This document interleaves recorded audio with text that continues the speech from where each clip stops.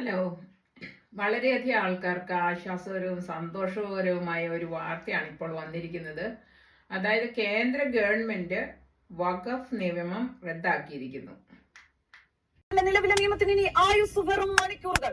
പാർലമെന്റിൽ നിയമമാക്കാൻ ബില്ലെത്തിയിരിക്കുന്നു. സുപ്രധാനമായ ബ്രേക്കിംഗ് റിപ്പോർട്ടിലേക്ക്. കേരളത്തിലും ഇന്ത്യയിലും ഏറെ ചർച്ച ചെയ്യപ്പെട്ട വഖഫ് ബോർഡ് അത് നിയമമാകുവാൻ വേണ്ടി പാർലമെന്റിൽ വരികയാണ്. പാർലമെന്റിന്റെ കമ്മിറ്റി നീട്ടിവെക്കണമെന്നും ഇനിയും കൂടുതൽ അന്വേഷണം വേണം എന്നൊക്കെ മുസ്ലിം വിഭാഗത്തിൽ നിന്ന് ആവശ്യങ്ങൾ ഉന്നയിച്ചിരുന്നു. അതുപോലെ പ്രതിപക്ഷത്തു നിന്നും ആവശ്യം ഉന്നയിച്ചിരുന്നു. എന്നാൽ ഇല്ല, നീട്ടുന്നില്ല, നീട്ടിക്കൊണ്ട് പോവുകയില്ല. ജോയിന്റ് പാർലമെന്ററി കമ്മിറ്റി റിപ്പോർട്ട് സമർപ്പിച്ചു.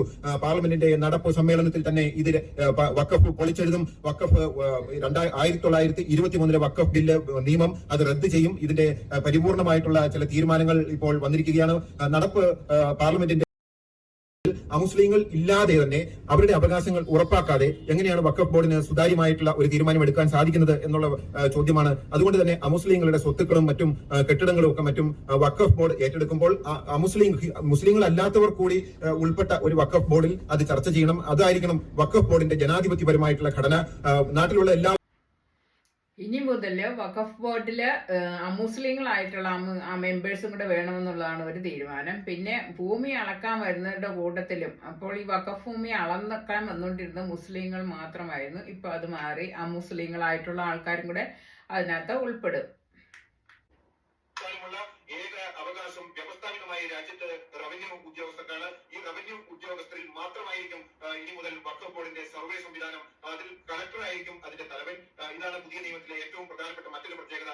മുമ്പ് മുസ്ലിങ്ങൾ മാത്രമായിട്ടുള്ള സർവേ കമ്മീഷൻ എന്നത് രാജ്യവ്യാപകമായിട്ട് തന്നെ മാറ്റുകയാണ്. കളക്ടറെ വഖഫ് സ്വത്തുക്കളുടെ സർവേ നടത്താനുള്ള പരിപൂർണ ചുമതലക്കാരനാക്കി. മറ്റ് എടുത്തു പറയേണ്ട ഒരു വിശേഷം, സർക്കാരിന്റെ ഒരു സ്വത്തും ഇനി വഖഫാക്കി പ്രഖ്യാപിക്കുവാൻ വഖഫ് ബോർഡിനോ ട്രിബ്യൂണലിനോ അധികാരമില്ല എന്ന പുതിയ നിയമം അത്തരം വകുപ്പുകളും സെക്ഷനുകളും ഒക്കെ എടുത്തു കളഞ്ഞു. ഇനി മുതൽ സർക്കാരിന്റെ വസ്തുക്കൾ വഖഫ് ബോർഡിലേക്ക് ചേർക്കുവാൻ വഖഫ് ബോർഡിനോ ട്രിബ്യൂണലിനോ അധികാരമില്ല. ഇത് കളക്ടറായിരിക്കും തീരുമാനിക്കുക. എന്തെങ്കിലും ഇത്തരത്തിലുള്ള തർക്കം സർക്കാർ ഭൂമിയുമായി ബന്ധപ്പെട്ട് വന്നാൽ അത് സർക്കാരിന്റെ ജില്ലാ തലത്തിലുള്ള തലവനായിട്ടുള്ള കളക്ടറായിരിക്കും അതിന്റെ അന്തിമമായിട്ടുള്ള ഒരു തീരുമാനം എടുക്കുന്നത്.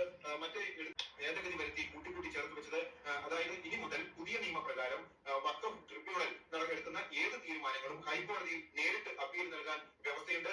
ട്രിബ്യൂണൽ ഇനി മുതൽ അവസാന വാക്കല്ല, ഹൈക്കോടതി തന്നെയാണ്. രാജ്യത്തെ വ്യവസ്ഥാപിതമായിട്ടുള്ള ഭരണഘടനാ കോടതികൾ തന്നെയാണ് ഇതിന്റെ അവസാന വാക്ക്.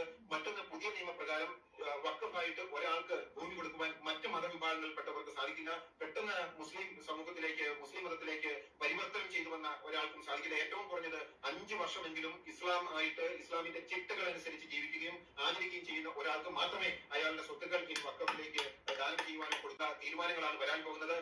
മുൻകാല പ്രാധാന്യത്തോടുകൂടി തന്നെ വഖഫിന്റെ ഭൂമി ഇടപാടുകളിലും അതുപോലെ ട്രിബ്യൂണലിന്റെ അധികാരത്തിലും വഖഫിന്റെ സർവേ സംവിധാനത്തിലും ഒക്കെ വലിയ മാറ്റങ്ങൾ വരികയാണ്. വഖഫിന്റെ കുത്തകയായിട്ടുള്ള വഖഫ് കമ്മീഷണർ നടത്തുന്ന സർവേ സംവിധാനം പരിപൂർണമായിട്ടും റദ്ദാക്കിയിരിക്കുന്നു. മാത്രമല്ല 1923 വഖഫ് ബോർഡ് നിയമം പരിപൂർണമായിട്ട് തന്നെ ഈ പുതിയ നിയമത്തിലൂടെ പാർലമെന്റ് റദ്ദ് ചെയ്യുകയാണ്. ഈ 2 ബില്ലുകൾ പാർലമെന്റിൽ വരികയാണ്. വഖഫിനെ എതിർക്കുന്നവരെ സംബന്ധിക്കുന്നിടത്തോളം ഇത് വലിയ ആശ്വാസകരമായിട്ടുള്ള, വലിയ പ്രതീക്ഷ ഉയർത്തുന്ന ഒരു തീരുമാനമാണ് കേന്ദ്ര സർക്കാരിൽ നിന്ന് വരുന്നത്. അതോടൊപ്പം തന്നെ വഖഫിനെ അനുകൂലിക്കുന്ന മുസ്ലിം വിഭാഗത്തിന് ഇത് കനത്ത ഒരു തിരിച്ചടിയുമാണ്.